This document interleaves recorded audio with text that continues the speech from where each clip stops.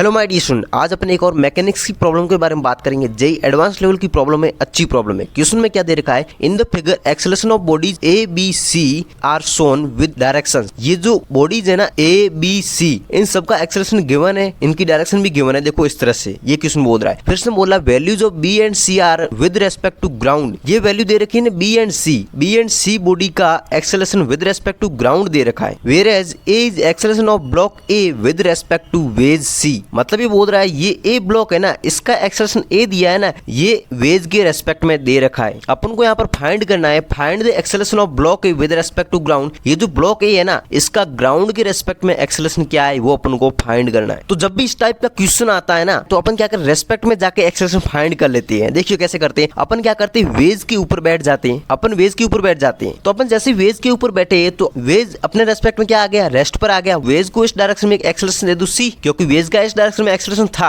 तो मेरा सी और सी कैंसिल आउट होकर वेज क्या होगा, मेरा यहाँ पर रेस्ट पर आ जाएगा। जब मेरा वेज रेस्ट पर आ गया, इसको मैंने सी दिया तो इसको भी देना पड़ेगा बी को भी, और इसको भी मैंने दे दिया सी एक्सेलरेशन। अब मैं वेज के रेस्पेक्ट में हर चीज देख रहा हूँ, तो ये ए ब्लॉक का एक्सेलरेशन जो पहले यहाँ पर वेज के रेस्पेक्ट में था, यहाँ पर देखो ब्लॉक ए का acceleration with respect to wedge C. इसका मतलब ये तो चेंज मैं करूंगा नहीं। तो अब यहाँ पर सिंपल सी बात हो गई, क्या हुआ कि ये जो ब्लॉक बी है ना, इसका नेट एक्सेलरेशन इस साइड क्या है, दोनों की डायरेक्शन सेम है। देखो बी की और सी की, तो दोनों को ऐड कर दूं तो नेट एक्सेलरेशन आ जाएगा मेरे पास बी ब्लॉक का बी प्लस का सी, जो कि क्या होगा लेफ्ट डायरेक्शन में। ठीक है, और मेरा वेज क्या आ गया, यहाँ पर रेस्ट पर आ गया। और ब्लॉक ए का acceleration with respect to wedge क्या है, ए। ये क्वेश्चन में पहले ही गिवन है। तो अब मैं यहाँ पर एक इक्वेशन बना सकता हूँ, क्योंकि देखो ये स्ट्रिंग है, स्ट्रिंग कांस्टेंट लगा सकता हूँ मैं यहाँ पर। क्योंकि देखो इस ब्लॉक का जो भी एक्सेलरेशन होगा, ये थोड़ा आगे गया तो सिंपल सी बात है, जितना ये आगे गया ना उतना ये नीचे जाएगा। क्योंकि मैं इसके ऊपर बैठा हूँ, तो मेरे रेस्पेक्ट में ये केवल ब्लॉक ऐसे ही एक्सेलरेट कर सकता है। तो ये ब्लॉक बी प्लस सी से आगे आ रहा है, तो ये भी बी प्लस सी से ही नीचे जाएगा ना। इसका मतलब मैं ये बोल सकता हूँ ए इक्वल टू क्या होगा, बी प्लस सी होगा। ये मेरी फर्स्ट इक्वेशन आएगी। या फिर आप sigma of T dot A वो भी अप्लाई कर सकते हो, कॉन्सेप्ट सेम ही आएगा। यहाँ पर दिख रहा है अपन को, ये जितना आगे जाएगा उतना ही ये आगे जाएगा। ठीक है, तो फर्स्ट इक्वेशन यहाँ से प्रोड्यूस होगी मेरी। और अपन ग्राउंड के रेस्पेक्ट में देख रहे हैं, जब वेज इस साइड जा रहा है, ब्लॉक इसके ऊपर है, तो सिंपल सी बात है, तो ब्लॉक भी इस साइड जाएगा सी एक्सेलरेशन से, क्योंकि वेज भी तो सी से जा रहा है इस साइड। तो सिंपल सी बात है, यहाँ पर क्या हो गया, नेट ब्लॉक ए का एक्सेलरेशन डाउनवर्ड में क्या होगा, ए,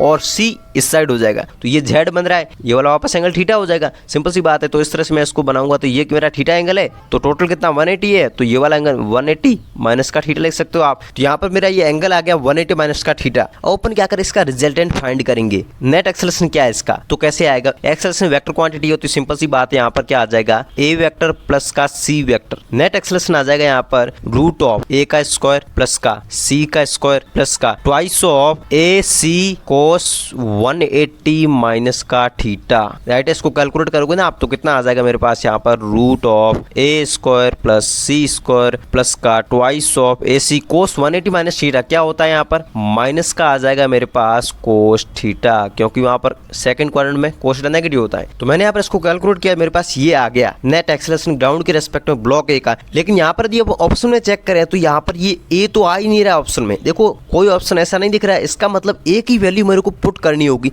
क्योंकि अपन आपको पता है एक इक्वेशन अपन ने फाइंड की थी, ए इक्वल टू बी प्लस सी। यहाँ पर ए की वैल्यू है ना, इस इक्वेशन में पुट कर दो, तो यहाँ पर b प्लस सी आ जाएगा, यहाँ पर ये b प्लस सी का होल स्क्वायर हो जाएगा, और ये क्या हो जाएगा, a की जगह आ जाएगा b प्लस सी। तो यहाँ पर सिंपली क्या बन जाएगा अपना, यहाँ पर आप चेक कर सकते हो, b प्लस सी का होल स्क्वायर प्लस का सी स्क्वायर आ गया, माइनस का माइनस नहीं है यहाँ पर, इसका मतलब ये इनकरेक्ट ऑप्शन है। ठीक है, और ये वाला ऑप्शन चेक करें, तो यहाँ पर b प्लस सी आ रहा है होल स्क्वायर प्लस का सी स्क्वायर आ रहा है, माइनस का twice of B C C cos theta. Yes, ये वाला करेक्ट हो जाएगा अपना ऑप्शन। आई थिंक आपको ये प्रॉब्लम समझ में आई होगी।